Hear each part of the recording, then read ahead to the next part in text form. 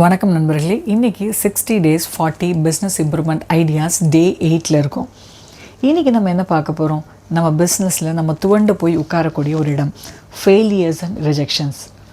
வாங்க, how to handle failures and ரிஜெக்ஷன்ஸ்ன்னு பார்ப்போம்.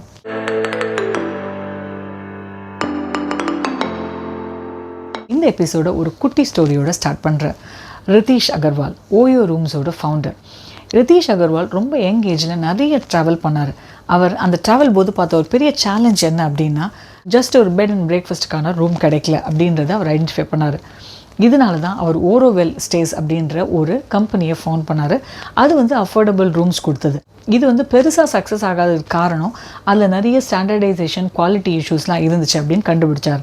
அதுக்கப்புறம் அந்த பிஸ்னஸை ரீமாடல் பண்ணி OYO rooms, on your own rooms அப்படின்ற கம்பெனியை மே 2013 ஃபவுண்ட் பண்ணார்.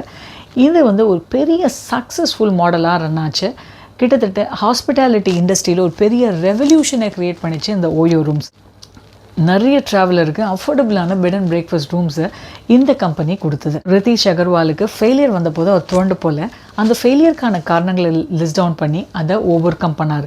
இதை தான் நம்மளும் பண்ணோம். ஒரு ஃபெயிலியரோ ரிஜெக்ஷனோ வரும்போது அதுக்கான காரணங்களை லிஸ்ட் டவுன் பண்ணுங்கள், அதை ரிவ்யூ பண்ணுங்கள், அதுக்கான ஆக்ஷன் பிளானை க்ரியேட் பண்ணுங்கள். அது மூலமாக உங்கள் பிஸ்னஸை திரும்பவும் ஒரு சக்ஸஸ்ஃபுல் மாடலாக ரன் பண்ணுங்கள்.